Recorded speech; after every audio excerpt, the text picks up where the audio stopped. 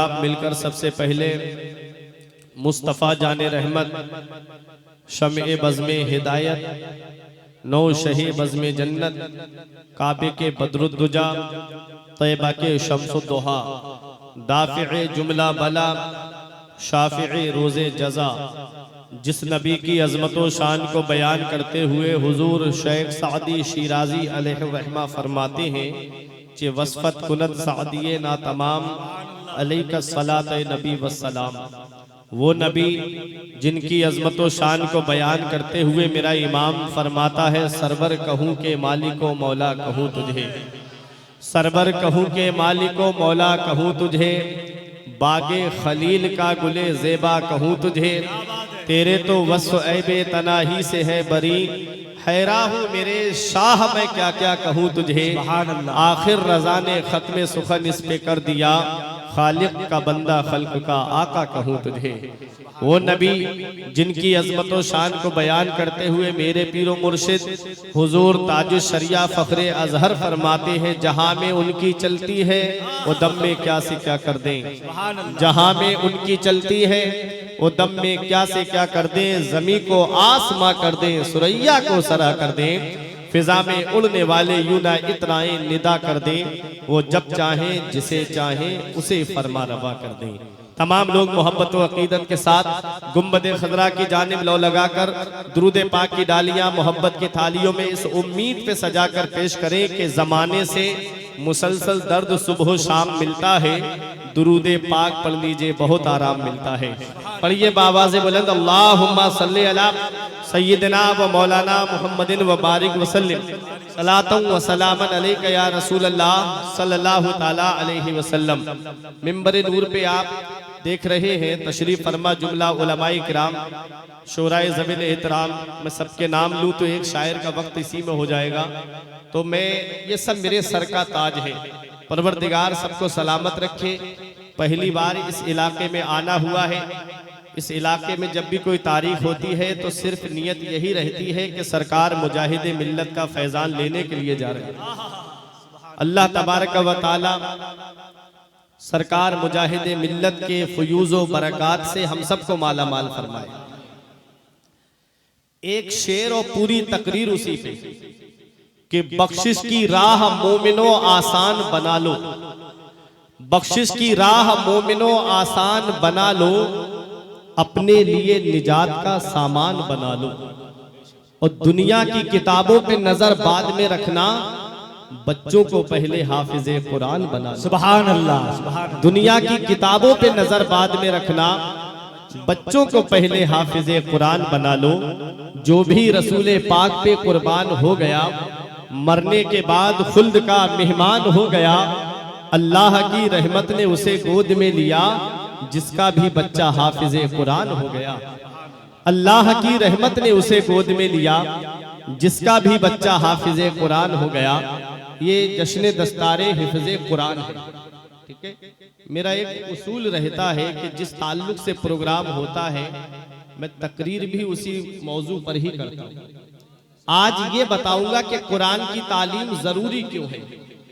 ये आज हमने सोच रखा है ना कि कुरान की तालीम हासिल ना करके हम दुनियावी तालीम हासिल करेंगे तो क्या कामयाब हो जाएंगे। बस इतना बताना है आज की तकरीर में। अदब व एहतराम के साथ बैठे ये उलमाए किराम तशरीफ फरमा है। ये हमारे नकीब अहले सुन्नत फ़ख्रे नकाबत हज़रत अल्लामा मौलाना सिराज ताबानी साहिब किबला, जो अपने वक्त के बेहतरीन आलिम भी हैं और बेहतरीन नकीब भी है और बेफजले ही ताला बेहतरीन खतीब भी है। अल्लाह तबारक व ताला ने कई फ़नों से इनको नवाजा है। परवरदिगार इस शख्सियत को सलामत रखे। थोड़ा सा अदब मलहूज रखा करे। मन सकता नजात, जो चुप रहा उसी ने निजात पाई, ये हदीस है। ये वो शख्सियत है, मैं कुछ बताना नहीं चाह रहा हूँ। मैं बरेली शरीफ में रहता हूँ तो मैं देखता हूँ कि जामिअतुर रज़ा के स्टेज पर हुजूर ताजुश शरिया का जो मदरसा है जामिअतुर रज़ा, उर्से रज़बी के मौके पे शख्सियत की निज़ामत होती है। बहुत बड़ी बात हो गई। वहाँ तो खतीबों को 2 मिनट 3 मिनट का वक्त मिलता है, वहाँ नकीब को कोई टोकने वाला नहीं है। लेकिन अल्लाह ताला सबको सलामत रखे। आप लोग मोहब्बत दिल में रखा करें। मन अहब्बल इल्म वल उलमा, हदीस है मन अहब्बल इल्म वल उलमा लम तुक्तब खतियतु हयात। मेरे आका ने फरमाया जो इल्म से और उलमा से मोहब्बत करे, जो इल्म और उलमा से मोहब्बत करे उसकी जिंदगी भर गुनाहे सगीरा नहीं लिखे जाते। लेकिन मोहब्बत होना चाहिए, ये नहीं कि सामने मोहब्बत का दिखावा किया और पीछे जाकर के उसी आलिम की बुराई करना शुरू कर दी। दिल में सच्ची मोहब्बत होनी चाहिए हजरात। तो आज ये प्रोग्राम कुरान करीम को हिफ्ज किया है, जश्न दस्तारे हिफ्ज कुरान के ताल्लुक से है।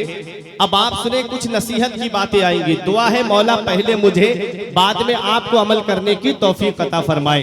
हजरात अब जहन को करीब कीजिए, कुरान है क्या? कुरान को अगर हम करा यकराओ कुरान व किराअतन से मुश्तक माने तो इसके माना आते हैं ऐसी किताब जिसकी बार बार तिलावत की जाए, जिसकी हर बार तिलावत की जाए, जिसकी तिलावत कभी बंद ना हो। अब आप दुनिया की किताबें ले लें, चाहे कोई भी किताब हो, लेकिन इतनी नहीं पढ़ी जाती है जितना कुरान पढ़ा जाता है। कोई भी किताब आप एक बार सुनेंगे, दोबारा आपका दिल नहीं करेगा कि उस किताब को सुने। कोई भी किताब आप एक बार पढ़ करके रख दीजिए, दोबारा आपका दिल नहीं करेगा कि उस किताब को हम पढ़ें या सुने। लेकिन वह मेरे कुरान, तेरी अजमत का कोई जवाब नहीं, तेरी शान का कोई जवाब नहीं, तेरी बुलंदी का कोई जवाब नहीं, तेरी अजमत का कोई जवाब नहीं। कुरान करीम जितना पढ़ा जाता है, दुनिया में कोई किताब इतनी नहीं पढ़ी जाती है। पांचों वक्त की नमाज में कुरान की तिलावत होती है।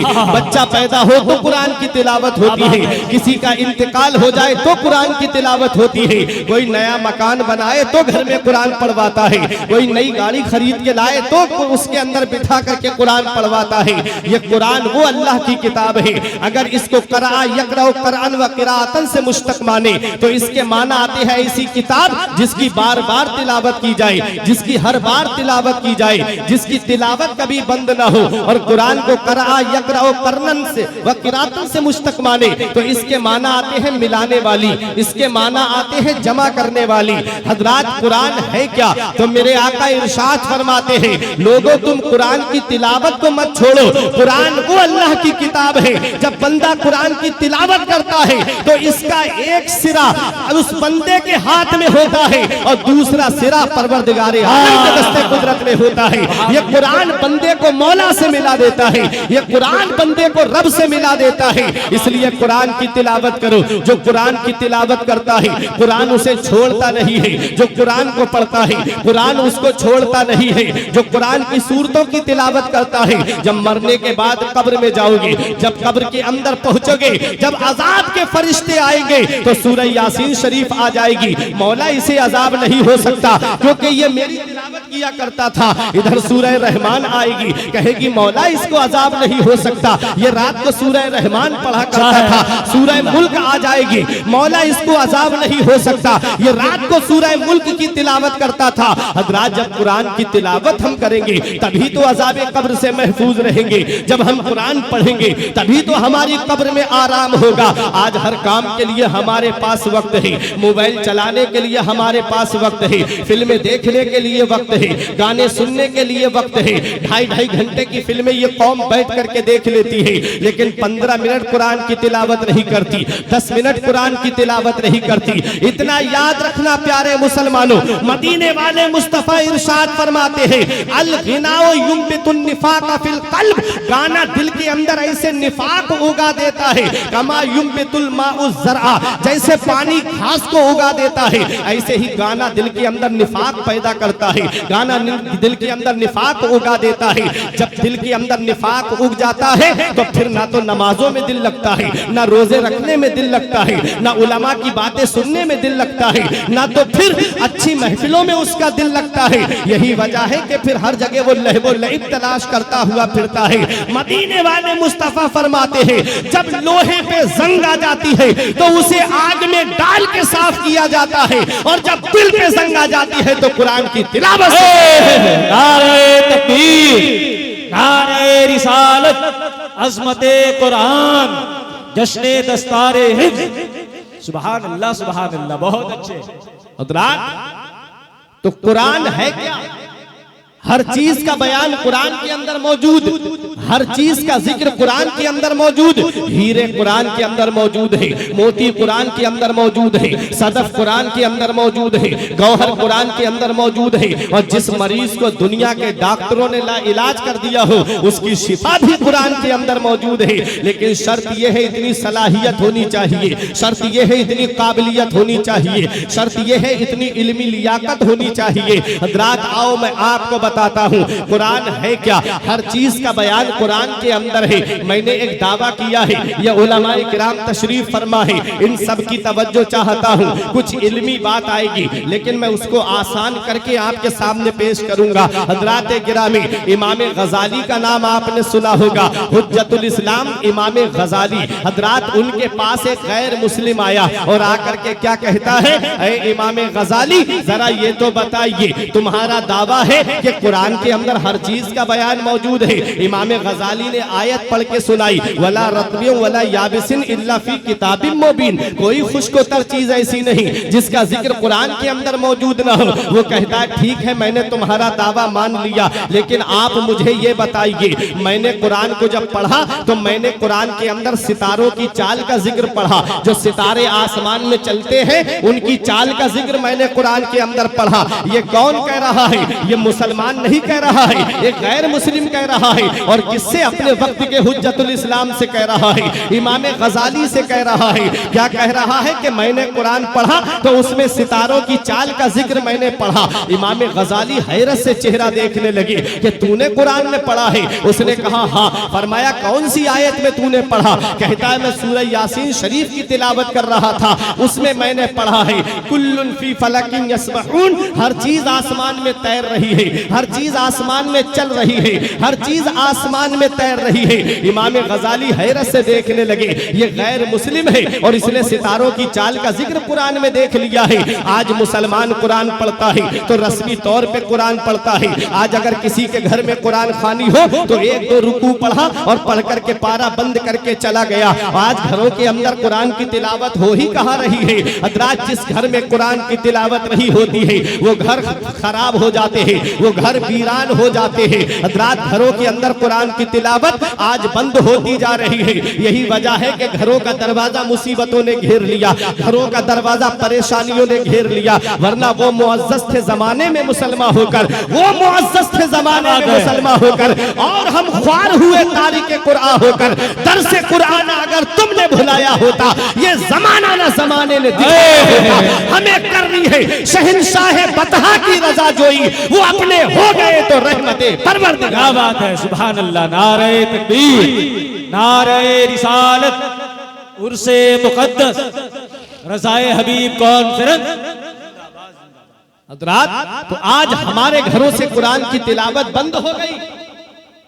मैंने दुर्रे मंसूर में सूरह मोहम्मद की फतह में सिराज भाई उसकी तफसीर में मैंने पढ़ा, मुबारक भाई, मेरे आका ने कुर्बे कयामत की 72 निशानियां बयान फरमाई कि कुर्बे कयामत 72 निशानियां जाहिर होंगी।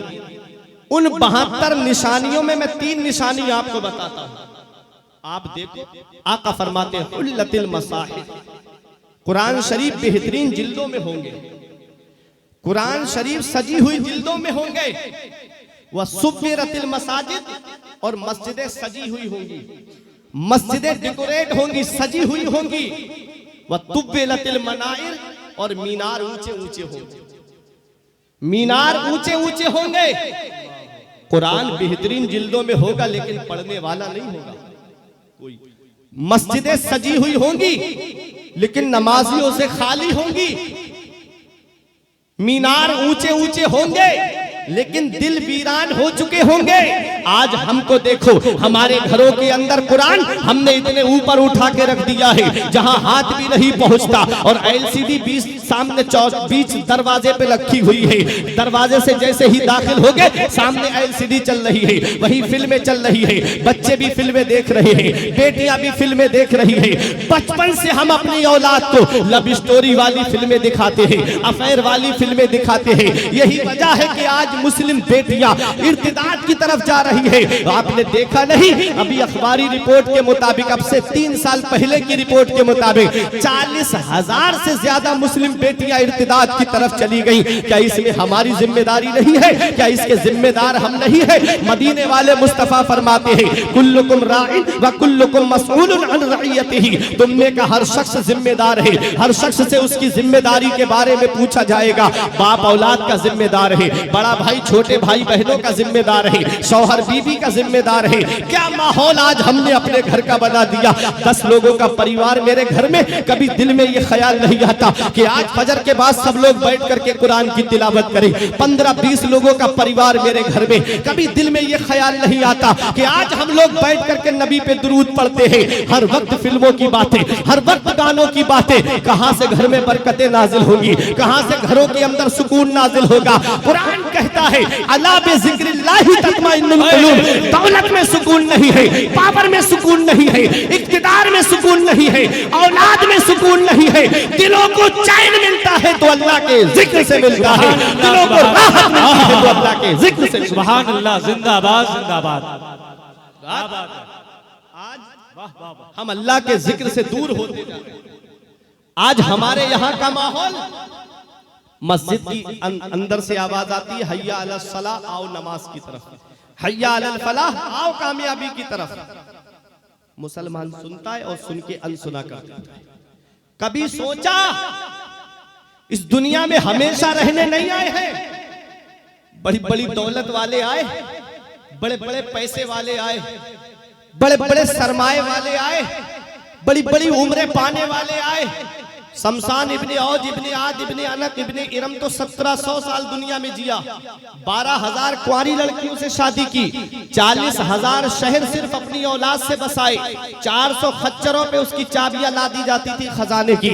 लेकिन जब खुदाई का दावा किया तो रास्ते में जंगल में शिकार करने निकला, लश्कर दूसरी तरफ चला गया, ये साई अकेला तन्हा दूसरी जानिब निकल गया, जंगल में पैर रगड़ रगड़ करके मर गया और दुनिया वालों को ये पैगाम दे करके गया, ए लोगों मुझे देख लेना, मैं दुनिया के झांसे में आकर के मैंने खुदाई का दावा कर दिया, आज दुनिया से जा रहा हूं। मेरी औलाद मेरे काम नहीं आ रही है, मेरा लश्कर मेरे काम नहीं आ रहा है, मेरा माल मेरे काम नहीं आ रहा है, मेरी हुकूमत मेरे काम नहीं आ रही है।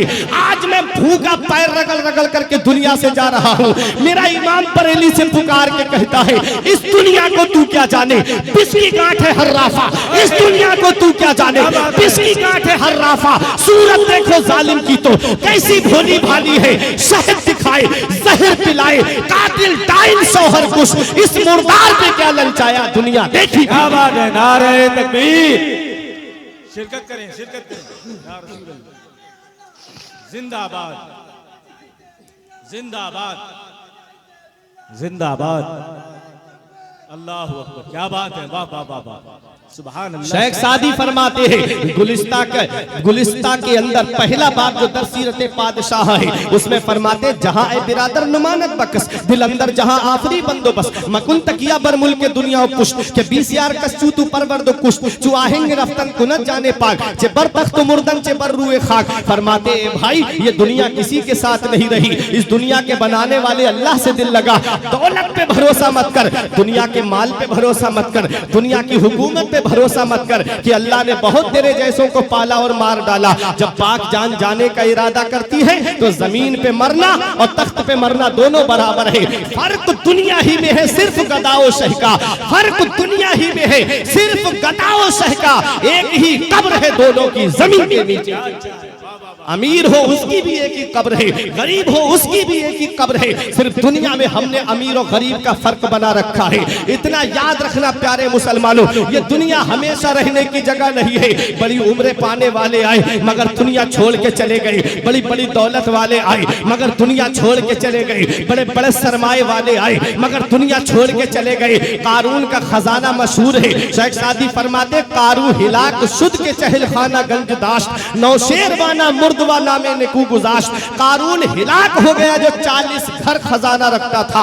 नौशेरवा नहीं मरा मगर नेक नाम दुनिया में छोड़ के चला गया। मतलब क्या है? मतलब ये है दौलत वाले आए दुनिया छोड़ के चले गए, उम्र पाने वाले आए मगर दुनिया छोड़ के चले गए, बड़े बड़े ओहदे वाले आए दुनिया छोड़ करके चले गए। इस दुनिया में कोई हमेशा रहने नहीं आया है। कभी दौलत पे घमंड आने लगी, कभी पैसे पे घमंड आने लगी, कभी सेहत पे नाज होने लगे, कभी बेटों की नौकरी और मुलाजिमत पे तकब्बुर आने लगे, कभी बिल्डिंग पे घमंड होने लगे। तो एक चक्कर कब्रिस्तान का लगा लिया करो। वहां तुमसे ज्यादा दौलत वाले लेते हैं, वहां तुमसे ज्यादा पैसे वाले लेते हैं, वहां तुमसे ज्यादा सरमाए वाले लेते हैं। वो जिनकी नाक पे कभी मक्खी नहीं बैठती थी, उनके जिस्म की हड्डियों को मिट्टी ने गला दिया, सड़ा दिया, नामो निशान मिट गया।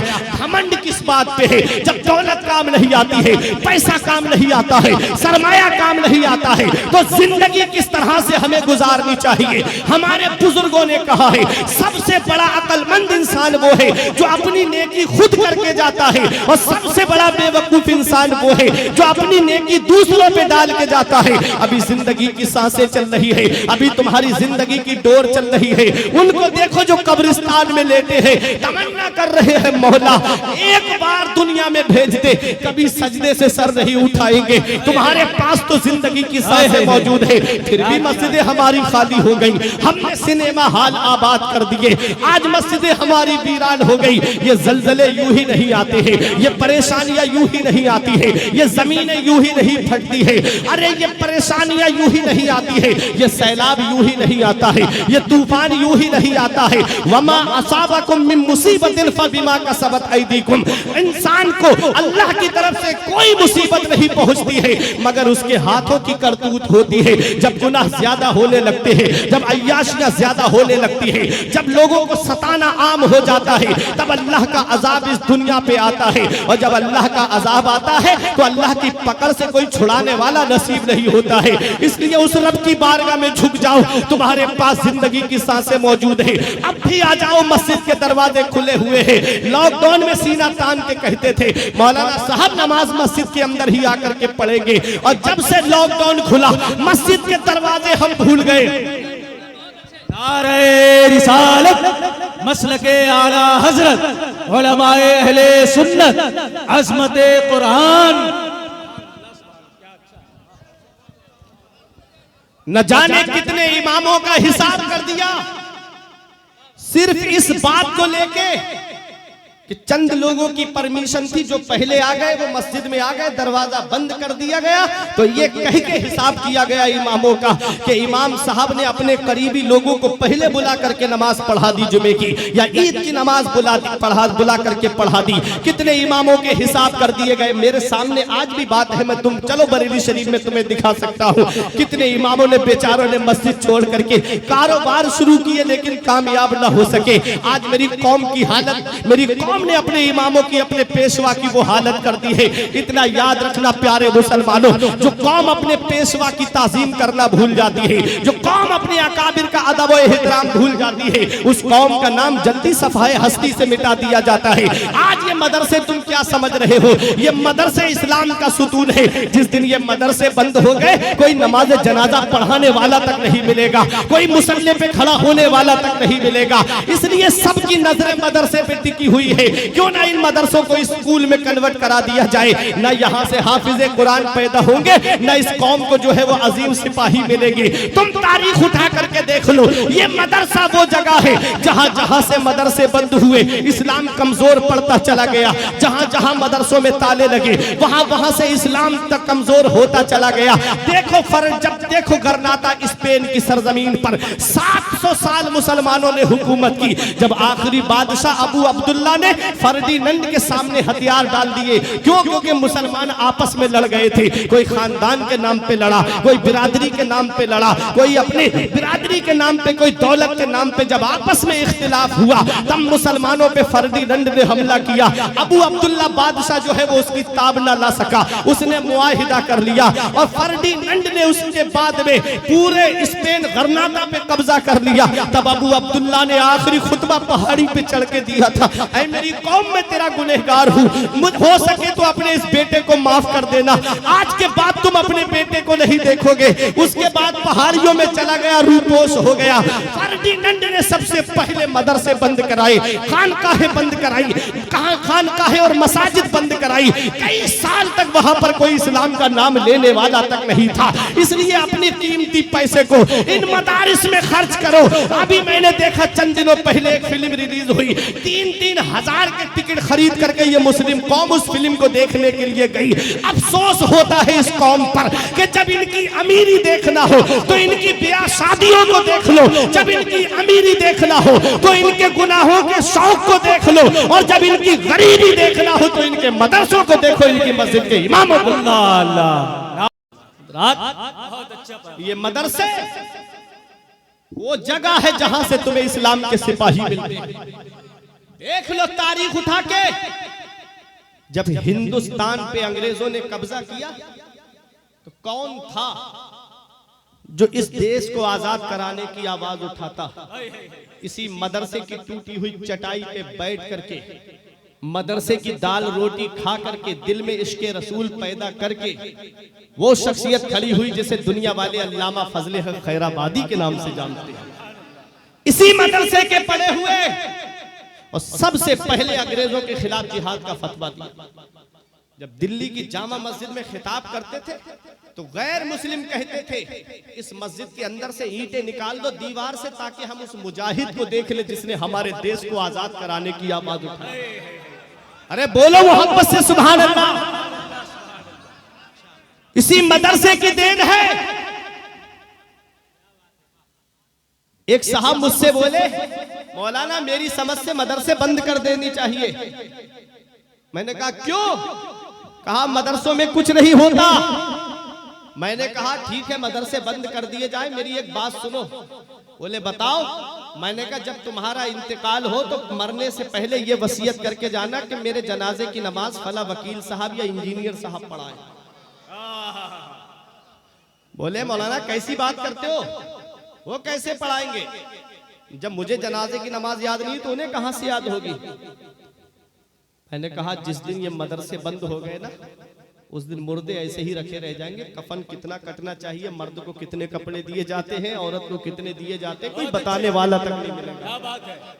आज जिन उलमा को तौहीद की निगाहों से देखा जाता है, बच्चा पैदा हो तो कान में अजान यही मदरसे का प्रोडक्ट देता है, और जब इंतकाल हो जाए तो मुसल्ले पे खड़ा होने वाला भी मदरसे का ही प्रोडक्ट होता है।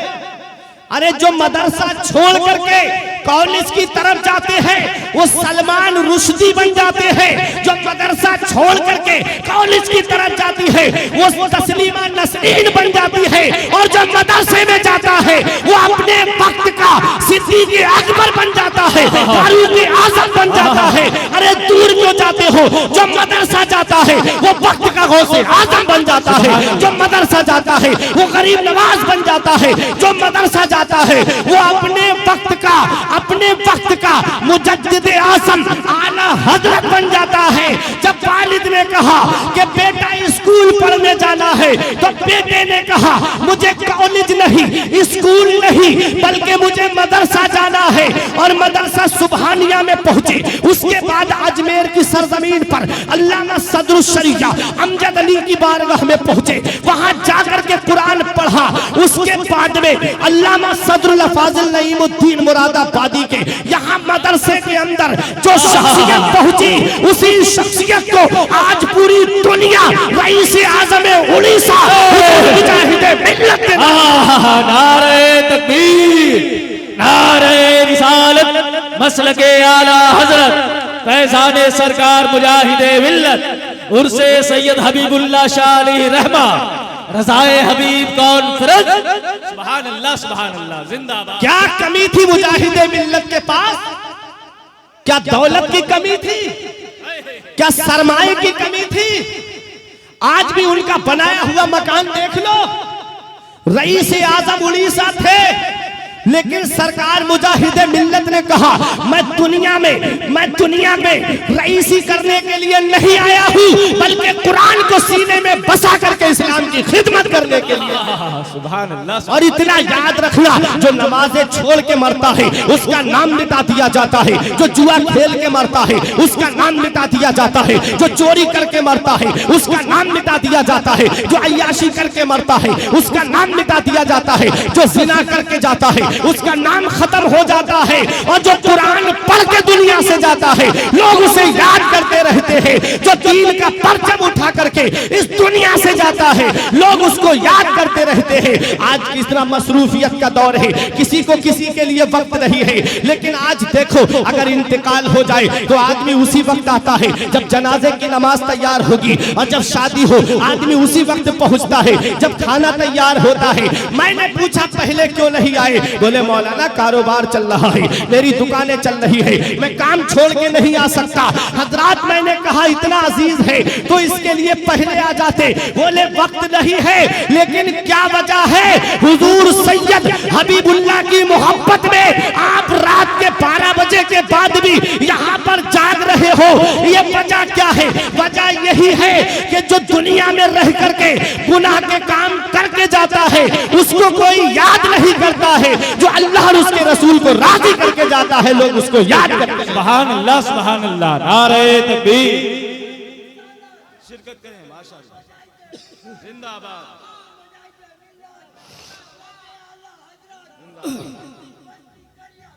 ताजु शरीयत, ताजु शरीयत, ताजु शरीयत, जिंदाबाद जिंदाबाद। क्या बात है, सुभान अल्लाह। कुरान जिस सीने में आ जाए वो सीना मुमताज हो जाता है।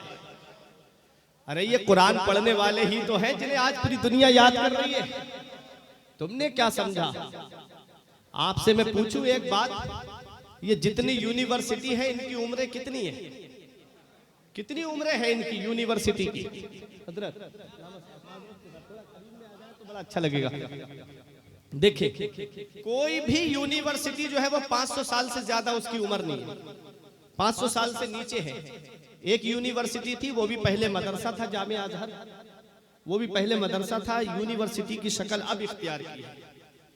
तो जब कोई यूनिवर्सिटी नहीं थी तो कोई आर्किटेक्ट भी नहीं होगा, कोई एमटेक भी नहीं होगा, कोई बीटेक भी नहीं होगा, क्योंकि ये तो यूनिवर्सिटी का प्रोडक्ट है ना। जब कोई यूनिवर्सिटी नहीं तो कोई इंजीनियर भी नहीं होगा। मैं कुरान बताना चाहता हूं कुरान है क्या। अरे जब कोई यूनिवर्सिटी नहीं तो कोई इंजीनियर नहीं, लेकिन उस वक्त में भी ताजमहल बन रहा था, उस वक्त में भी कुतुब मीनार बन रहा था, उस वक्त में भी दिल्ली की जामा मस्जिद तामीर हो रही थी। किसने नक्शा पास किया? तो तुम्हें कहना पड़ेगा ये मदरसे की टूटी हुई चटाई पे बैठ करके एक कुरान पढ़ने वाले की देन है, जिस पे आज पूरा हिंदुस्तान फख्र कर रहा है। सितम सह के भी चुप है, ये वफादारी हमारी है। जिद पे घर आ जाए तो सरदारी हमारी है। कुतुब मीनार, ताजे आगरा या लाल किला हो, बहुत इतरा रहे हो, ये सब फनकारी हमारी है। समझे? ये कुरान पढ़ने वाले की देन है।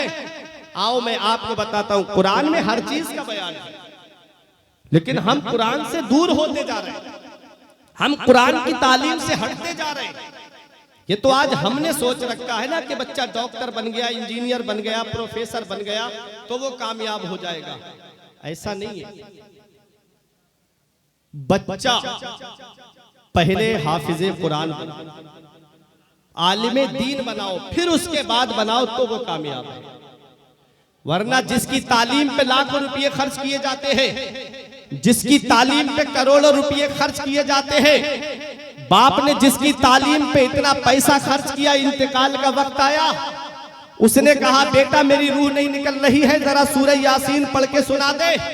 वो कहता है अब्बा मुझे ये भी नहीं पता कि यासीन शरीफ है कौन से पारे में। तो बाप पैर रगड़ रगड़ करके दुनिया से जा रहा है। हाय अफसोस, काश मैंने तुझे दुनियावी तालीम में न डाला होता, काश मैंने तुझे हाफिज़े कुरान बनाया होता, आलिम दीन बनाया होता, तो मेरी नज़ा में जो सख्ती हो रही है, तू मेरे सरहाने बैठ करके यासीन की तिलावत कर रहा होता तो मेरी नज़ा में आसानी हो जाती। हज़रात अब उसका इंतकाल हो गया तो बच्चों को ये भी नहीं पता कि कफन कितना दिया जाता है, मर्द को कितने कपड़े दिए जाते हैं, औरत को कितने कपड़े दिए जाते हैं, कफन जो है फर्ज किफाया क्या है, कफन वाजिब क्या है, ये भी उसको नहीं पता है। हजरात, बताना मकसद ये है कि जब जनाजे की नमाज का वक्त आया तो इमाम साहब खड़े होकर पूछ रहे हैं, बस भाई इजाजत दो, मैं नमाज पढ़ाऊं कि ना पढ़ाऊं। तो पीछे से आवाज आती है, सर पे छोटा सा रुमाल रख के तीनों बेटे एक तरफ खड़े होकर कहते हैं, पढ़ाओ इमाम साहब, नमाज जनाजा पढ़ाओ। वो जो चारपाई में जिसका जिस्म पड़ा हुआ है,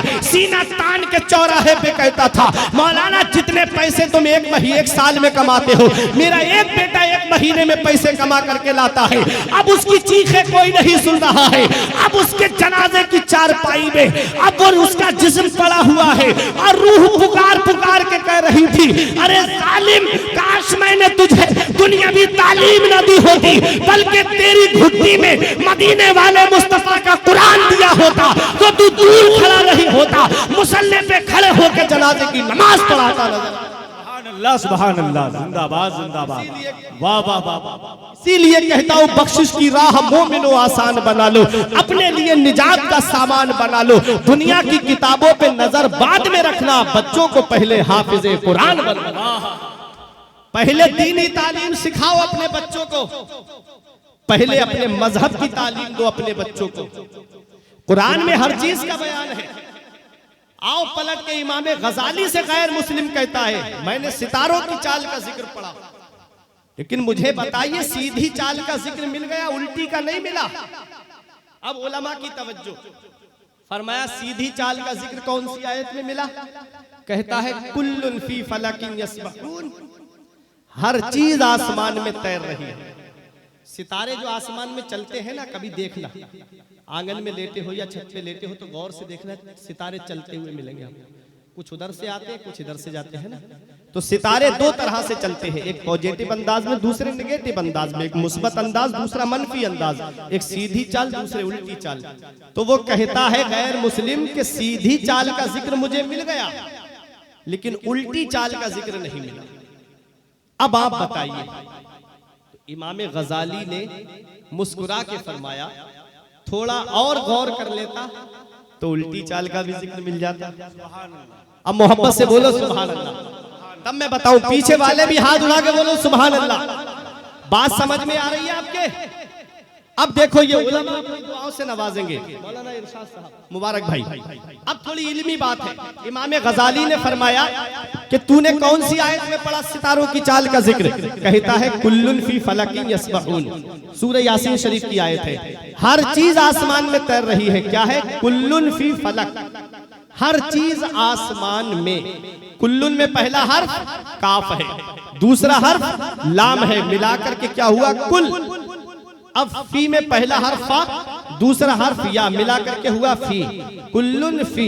अब फलक में पहला हर्फ फा, दूसरा हर्फ लाम और तीसरा हर्फ काफ, मिला के हो गया फलक। ईमान ताजा हो जाएगा अगर आप बात समझ गए। ये उलमा नवाजेंगे दुआओं से। इमाम गजाली ने फरमाया, समझ गया? बोला हाँ। फरमाया अब इसको उल्टा पढ़, उल्टा पढ़, कुल्लुन फी फलक को अब उल्टा पढ़ो।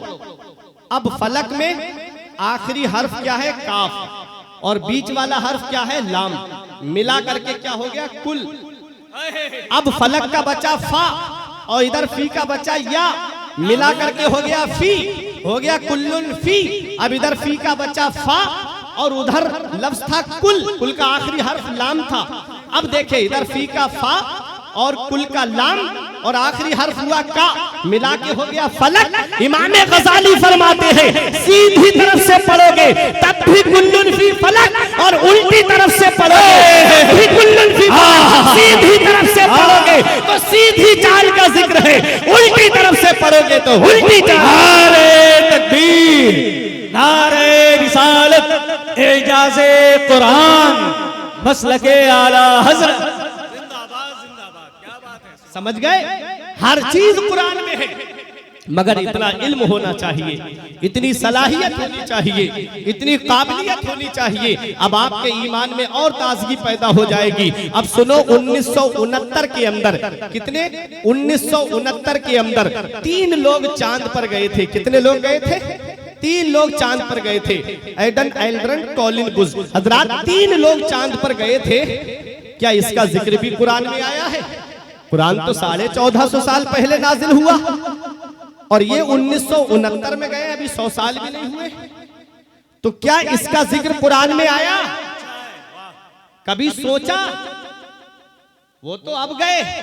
कुरान 1450 साल पहले ऐलान कर रहा है, या माशरल जिन्न वल इंस इन इस्ततातुम अन तनफुजू मिन अक़तारिस समावाति वल अर्द फनफुजू ला तनफुजूना इल्ला बिसुल्तान फबिअय्यि आलाई रब्बिकुमा तुकज़्ज़िबान। ऐ जिन्न और इंसान के गिरोह, अगर तुम आसमान के किनारों से गुजरना चाहो तो गुजर जाओ, जहां जाना चाहते हो वहां जाओ, जहां जाओगे वहां अल्लाह की बादशाहत पाओगे, जहां जाओगे वहां अल्लाह की सल्तनत पाओगे। हज़रात गिरामी, तो 3 लोग चांद पर गए थे और अभी हालिया चंद दिनों पहले सुनीता विलियम गई थी, जो चांद पर गई थी, स्पेस पर गई थी। उसने जाकर के ऐलान किया था, अमेरिका ने वो पूरी सीडी आकर के छुपा दी, मीडिया के सामने वो सीडी नहीं आने दी। उसने आकर के ऐलान किया था कि जब मैं पहुंची तो मैंने जमीन की तरफ झांक करके देखा तो सारी दुनिया में मुझे अंधेरा नजर आ रहा था, सिर्फ 2 जगह से रोशनी आ रही थी, एक खानाए काबा से आ रही थी और दूसरी मदीना मुनव्वरा से आ रही थी। नारे तकबीर, नारे रिसालत, अज़मते इस्लाम, मसलके आला हजरत, उर्से मुक़द्दस। ये हमारा मजहब है, ये हमारा कुरान है। 1450 साल पहले कुरान नाजिल हुआ है। हज़रात, आज दुनिया की किताबें आप देख लीजिए, चाहे अभी आपको बताता हूँ, मैं किसी किताब को अपमान के तौर पे नहीं बोल रहा हूँ। 4 वेद है, 18 पुराण है और उसी में गीता रामायण वगैरह भी आती है, और भी किताबें हैं। लेकिन आप सारी किताबों का सर्वे कीजिए तो आपको वो किताबें जो है आज भी संस्कृत में ही मिलेंगी। बहुत मिला तो उनका अनुवाद आपको हिंदी में मिल जाएगा, लेकिन कुरान की शान देखो, कुरान की अजमत देखो, कुरान की रिफात देखो। चाइनीज में भी कुरान आपको मिल जाएगा, इंग्लिश में भी कुरान आपको मिल जाएगा, और आप देखिए हिंदी में भी कुरान आपको मिल जाएगा। मैं सिर्फ लैंग्वेज गिनाना मकसद नहीं है, बल्कि बताना मकसद ये है कि चाइना की जरूरत भी मेरा कुरान है, अमेरिका की जरूरत भी मेरा कुरान है, अफ्रीका की जरूरत भी मेरा कुरान है, सारी दुनिया की जरूरत मेरा कुरान है। और मेरे कुरान की शान ये है, और किताबों को आप देख लो, वो हिंदुस्तान के बाहर ना जा सकी।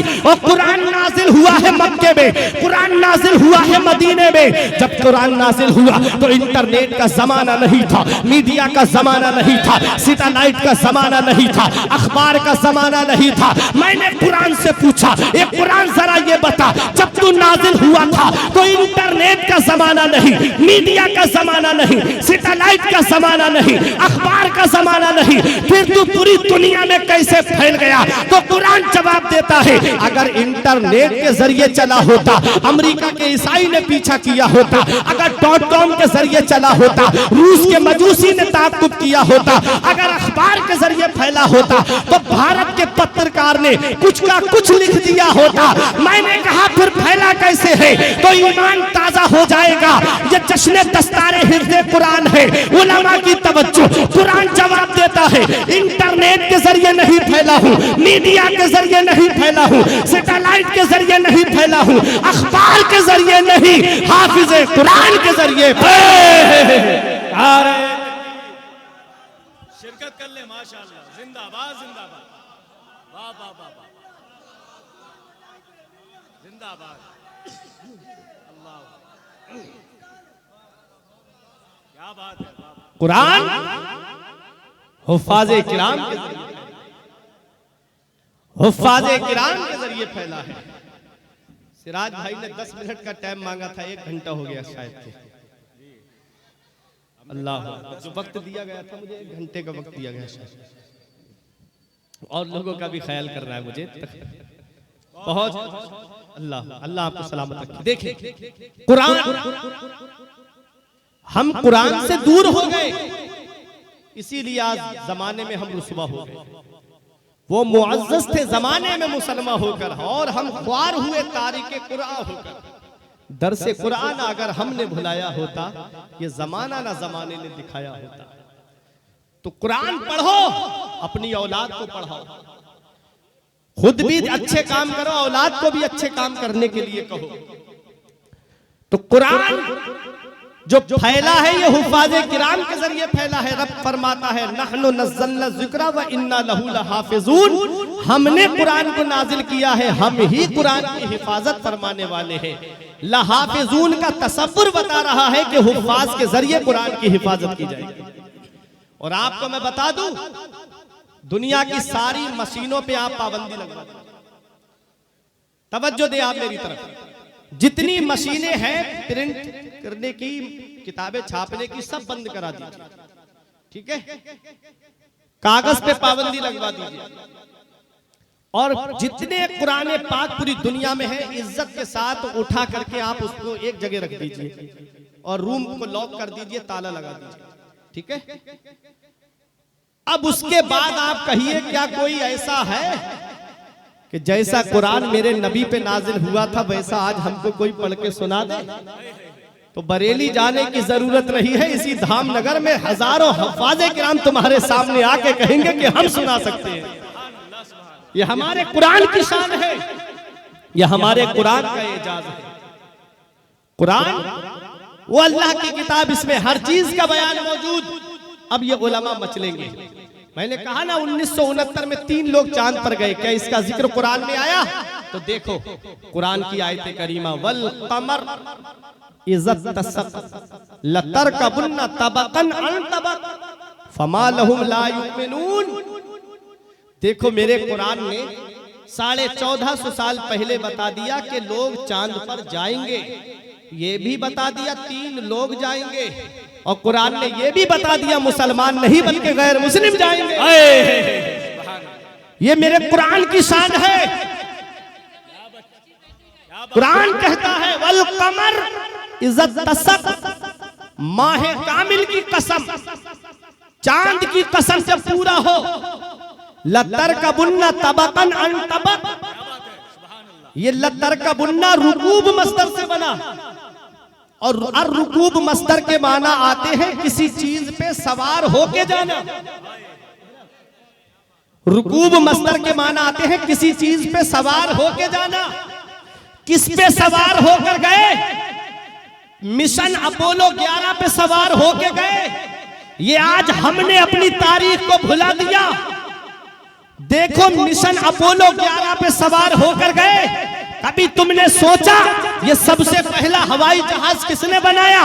कभी तुमने सोचा ये सबसे पहला कागज किसने बनाया?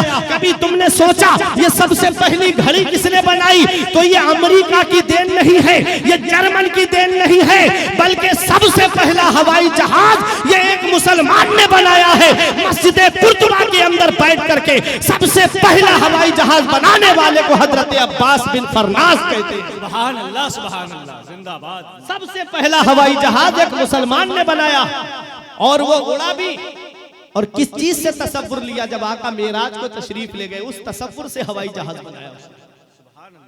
कुरान पढ़ा तो परिंदे का तसव्वुर लिया कि परिंदा जब फिजा में उड़ता है तो उसकी पूंछ उसको मेंटेन करके रखती है, उसका बैलेंस बना के रखती है। परिंदे की पूंछ आप उखेड़ दो, उड़ा के देखना, गिरता फिरेगा इधर उधर, सीधा नहीं उड़ पाएगा। तजर्बे वाली बात बोल रहा हूं। उसने बगैर पूंछ का हवाई जहाज बनाया। 7 या 10 मिनट तक वो उड़ा, लैंडिंग के वक्त क्रैश हो गया। तो ये नजरिया तो हमारा था, ये फार्मूला देने वाले तो हम थे। ये सबसे पहला कागज किसने बनाया? सबसे पहला कागज हजरत यूसुफ बिन अम्र ने बनाया। रुई से कागज बनाया, रुई से।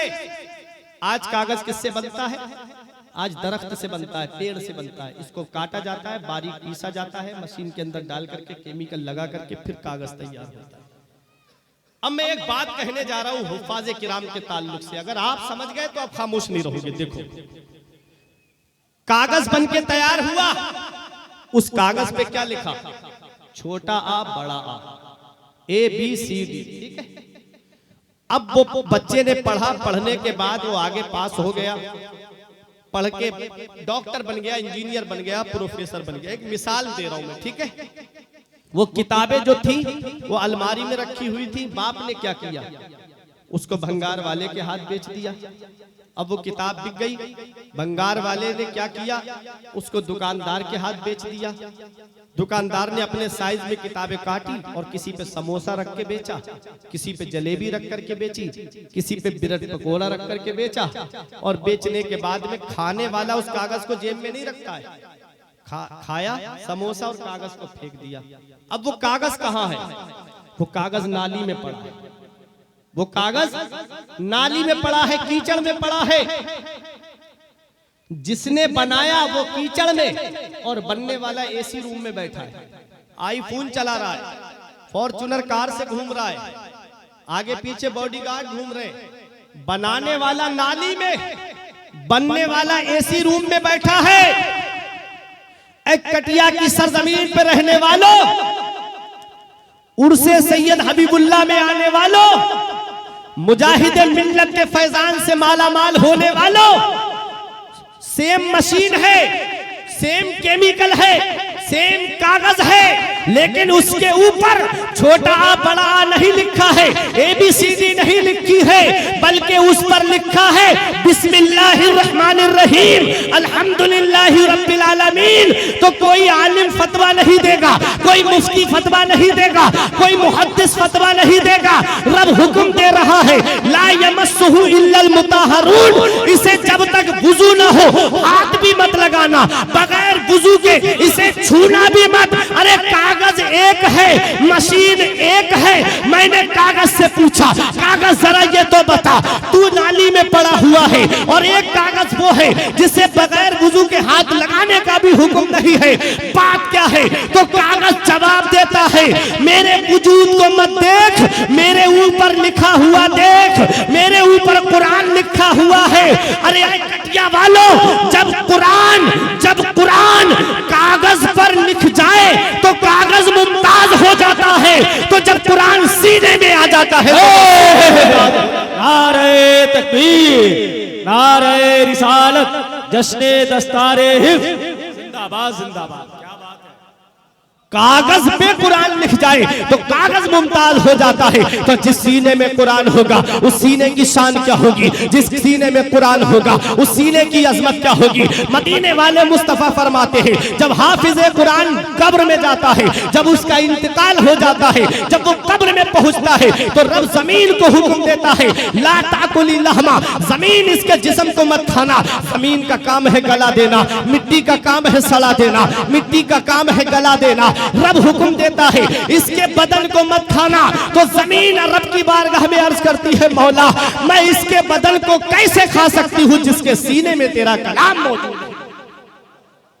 इसीलिए कहा है कि बाअमल हाफिज़े कुरान के जिस्म को कब्र में मिट्टी नहीं खाती है, बाअमल आलिम दीन के जिस्म को कब्र में मिट्टी नहीं खाती है। जो हर वक्त नबी पे दुरूद शरीफ पढ़ता है उसके बदन को भी कब्र में मिट्टी नहीं खाती।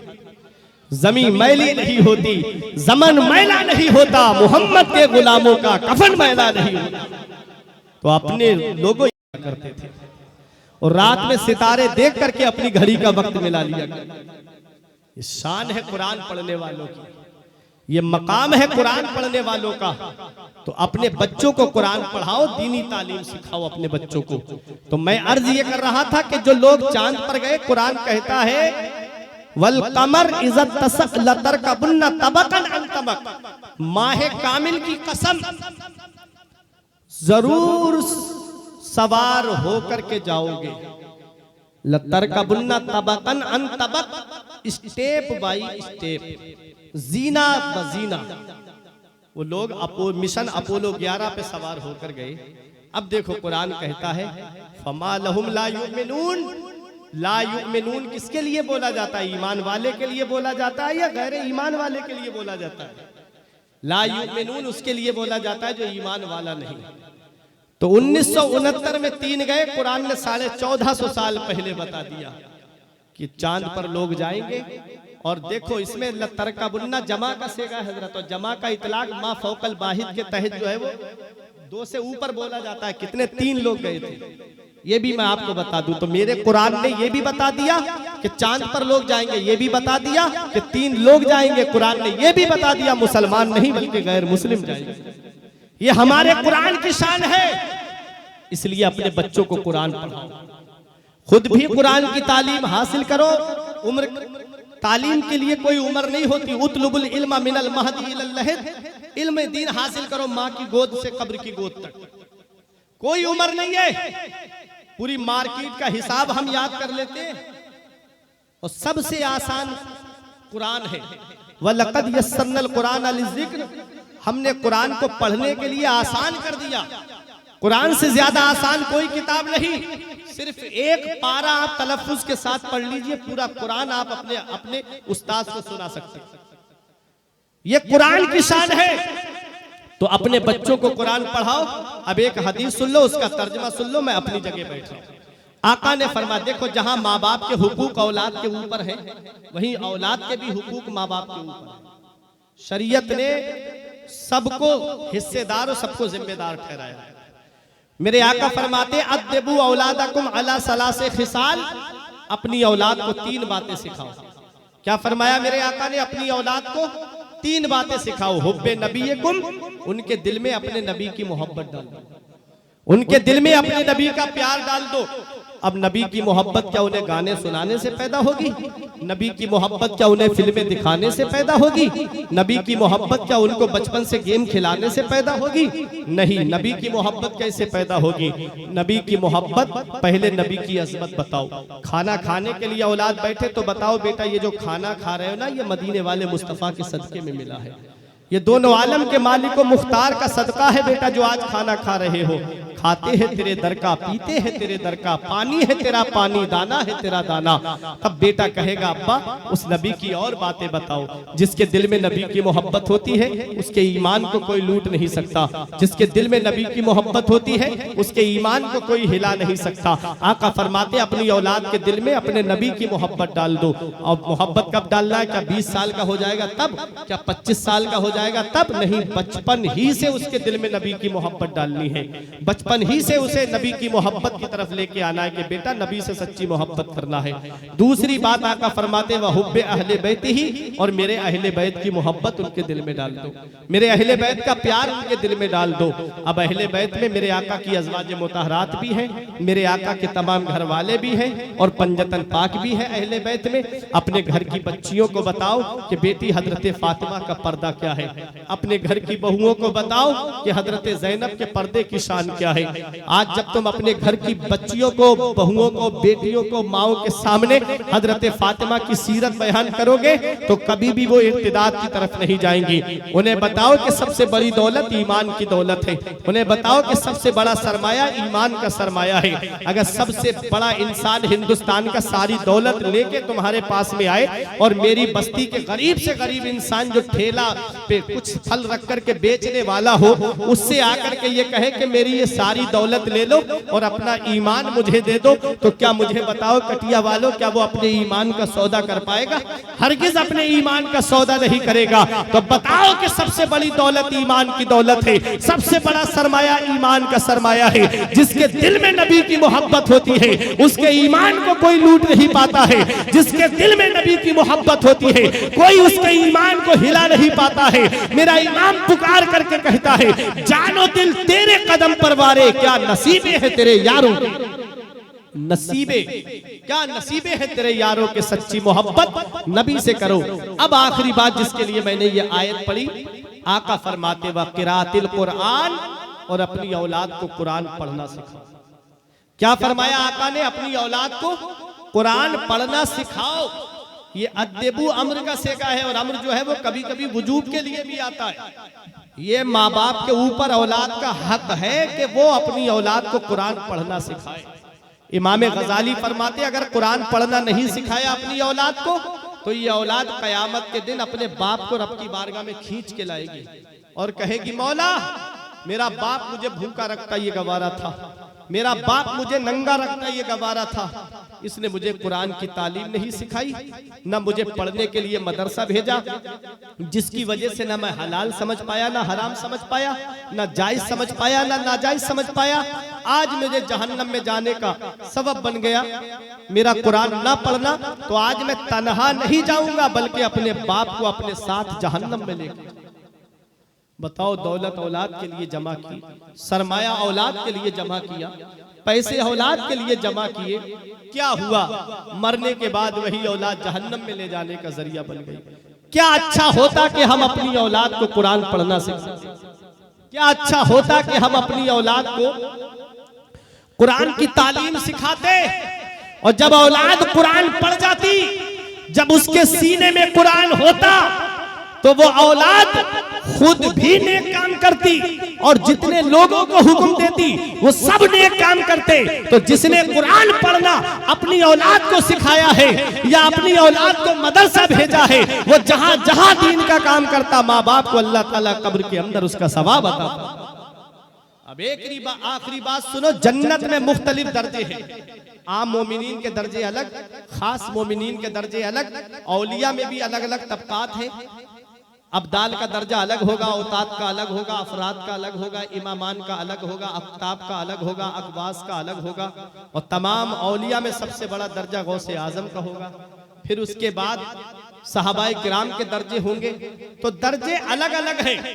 आम मोमिन की ये शान होगी कि वो जन्नत में एक दर्जे से दूसरे दर्जे में पहुंच जाएगा।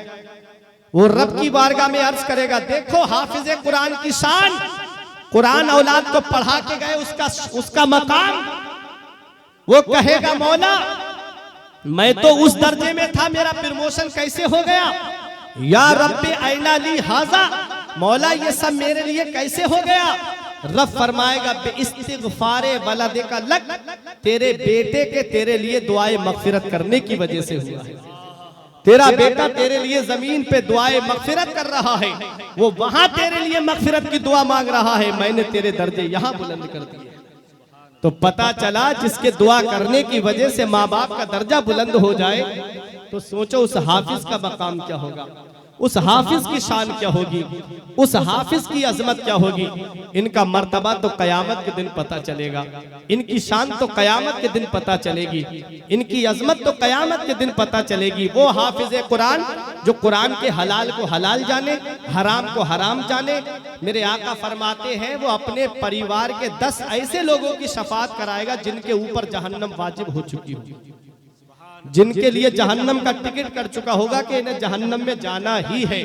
तो वो बाअमल हाफिज कुरान अपने परिवार के 10 लोगों की शफाअत करेगा और उनको जन्नत में लेकर के जाएगा।